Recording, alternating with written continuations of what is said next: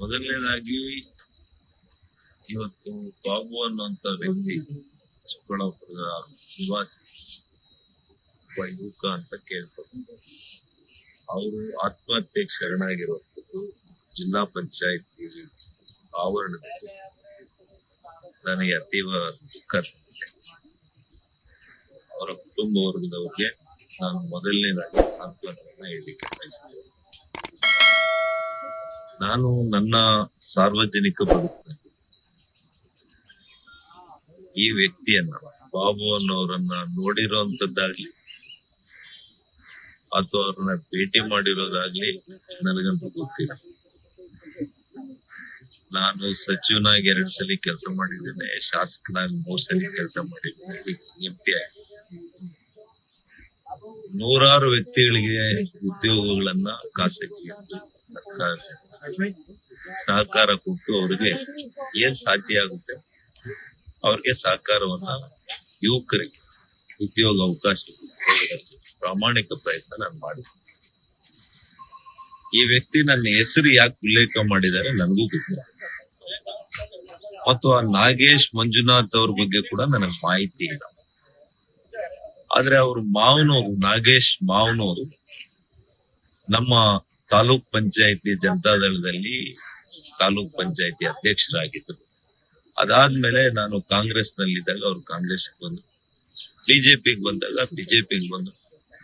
ಅವರನ್ನ ಕೂಡ ಚಿಕ್ಕಬಳ್ಳಾಪುರ ಅಭಿವೃದ್ಧಿ ಕೋಶಕ್ಕೆ ಕೂಡ ಅಭಿವೃದ್ಧಿ ಇದಕ್ಕೆ ನಾವು ಅಧ್ಯಕ್ಷರನ್ನಾಗಿ ಕೂಡ ಮಾಡಿದ್ವಿ. ಅವರಿಬ್ಬರ ಹೆಸರು ಉಲ್ಲೇಖ ಆಗಿದೆ. ಕೆಲಸ ಕೊಡಿಸ್ತೇವೆ ಸಾಹೇಬ್ರಿಗೆ ಹೇಳಿ ಅಂತ ಉಲ್ಲೇಖ ಮಾಡಿದ್ದಾರೆ. 10-15 ಲಕ್ಷ ಹಣ ಕೂಡ ಇಸ್ಕೊಂಡಿದ್ದಾರೆ ಅಂತೇಳಿ ನಾನು ಕೇಳ್ಪಟ್ಟೆ. ಇವತ್ತು ಅವ್ರ ಕುಟುಂಬ ಬೆಳಿಗ್ಗೆ ಸ್ಟೇಷನ್ಗೆ ಹೋಗಿ ಅವರ ಧರ್ಮಪತ್ನಿ ಮತ್ತು ಅವರ ಬಾಮೈದ ಎಲ್ಲ ಹೋಗಿ ಒಂದು ಹೇಳಿಕೆಯನ್ನ ಕೊಡ್ಲಿಕ್ಕೆ ಹೋದಾಗ ನನಗೆ ಮಾಹಿತಿ ಬಂದಿತ್ತು. ಅಲ್ಲಿನ ಸ್ಥಳೀಯ PSI ಮಿಸ್ಟರ್ ಶರಣಪ್ಪ ಈ ರೀತಿಯಲ್ಲಿ ಕೊಟ್ರೆ ತಗೊಳ್ಳೋದಿಲ್ಲ, ಸುಧಾಕರ್ ಅವ್ರ ಹೆಸರು ಉಲ್ಲೇಖ ಮಾಡಿದ್ದಾರೆ, ಹೇಗೆ ಡೆತ್ ನೋಟ್ ಅಲ್ಲಿ ಇದೆ ಅದೇ ರೀತಿ ನೀವು ಮಾಡ್ಬೇಕು ಅಂತ ಹೇಳಿ ಅಲ್ಲಿದ್ದಂತವ್ರನ್ನೆಲ್ಲ ಕೂಡ ಕಳಿಸಿ ಸ್ಥಳೀಯ ಶಾಸಕರು, ಜಿಲ್ಲಾ ಉಸ್ತುವಾರಿ ಸಚಿವರು ಅವರಿಗೆ ಫೋನ್ ಮಾತನಾಡಿ ಇದೆಲ್ಲ ಕೂಡ ನನಗೆ ಅಲ್ಲಿಂದ ವರ್ತಮಾನ ಬಂದಿದೆ. ಇದನ್ನ ಒಂದು ಆತ್ಮಹತ್ಯೆ ರಾಜಕೀಯಕ್ಕೋಸ್ಕರ ದುರ್ಬಳಕೆ ಮಾಡ್ಕೊಂಡು ನನಗೆ ಕೆಟ್ಟ ಹೆಸರು ತರುವಂತ ಪ್ರಯತ್ನವನ್ನ ಮಾಡ್ತಾ ಇದ್ದಾರೆ. ನಾನು ಇಷ್ಟನ್ನೇ ಸ್ಪಷ್ಟಪಡಿಸ್ತೇನೆ, ಅವ್ರು ಏನ್ ರಾಜಕಾರಣ ಬೇಕಿದ್ರು ಮಾಡ್ಲಿ.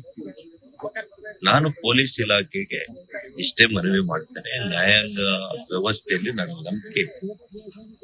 ಯಾವ ರೀತಿಯ ತನಿಖೆಯನ್ನಾದ್ರೂ ಮಾಡಿ, ಆದ್ರೆ ಪಾರದರ್ಶಕವಾಗಿ ಮಾಡಿ, ನ್ಯಾಯಸಮ್ಮತವಾದಂತಹ ತನಿಖೆ ಮಾಡಿ.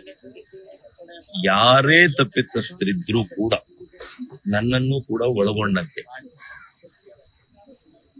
ತಪ್ಪಾಗಿದ್ರೆ ಅವರಿಗೆ ಉಗ್ರವಾಗಿರ್ತಕ್ಕಂಥ ಶಿಕ್ಷೆಯನ್ನು ನಾನು ಬಹಳ ಸ್ಪಷ್ಟ ಇದೆ. ಹಾಗಾಗಿ ಕಾನೂನು ಮೇಲೆ ಗೌರವ ಇರುವಂತ ಒಬ್ಬ ಜನಪ್ರತಿನಿಧಿ ನಾನು.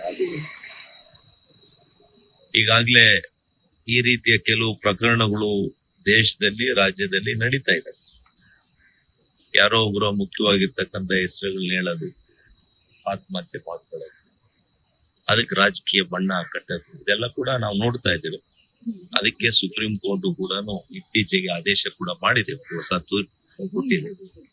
ಇದೇನೇ ಇರ್ಲಿ, ಕಾನೂನು ಏನೇ ಇರ್ಲಿ, ತನಿಖೆಯನ್ನ ಪಾರದರ್ಶಕವಾಗಿ ಅತ್ಯಂತ ತ್ವರಿತವಾಗಿ ಮಾಡಿ ತಪ್ಪಿತಸ್ಥರ ವಿರುದ್ಧ ಕ್ರಮವನ್ನ ಜರುಗಿಸ್ಲಿ ಅಂತ ಮಾತ್ರ ಹೇಳ್ತೀನಿ. ಮತ್ತೊಮ್ಮೆ ಆ ಕುಟುಂಬಕ್ಕೆ ತುಂಬಲಾರದ ನಷ್ಟ ಆಗಿದೆ.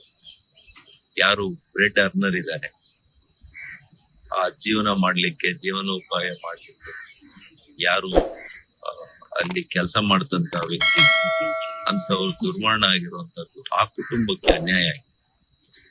ಅವರನ್ನ ತಪ್ಪು ದಾರಿಗೆ ಎಳೆದು ರಾಜಕೀಯಕ್ಕೆ ಅವ್ರನ್ನ ಉಪಯೋಗ ಮಾಡಿಕೊಳ್ಳೋದು ಬೇಡ ಅಂತ ನಾನು ಹೇಳ್ತೀನಿ. ಲೇಟೆಸ್ಟ್ ಹಾಗೂ ಇಂಟ್ರೆಸ್ಟಿಂಗ್ ಸುದ್ದಿಗಳಿಗಾಗಿ ಬಾಸ್ ಟಿವಿ ಕನ್ನಡ ಚಾನೆಲ್ನ ಸಬ್ಸ್ಕ್ರೈಬ್ ಮಾಡಿ. ಹಾಗೆಯೇ ಬೆಲ್ ಐಕಾನ್ ಪ್ರೆಸ್ ಮಾಡಿ. ಇದರ ಜೊತೆಗೆ ಫೇಸ್ಬುಕ್, ಇನ್ಸ್ಟಾಗ್ರಾಮ್, ಎಕ್ಸ್ ನಲ್ಲೂ ಮಿಸ್ ಮಾಡದೆ ಫಾಲೋ ಮಾಡಿ.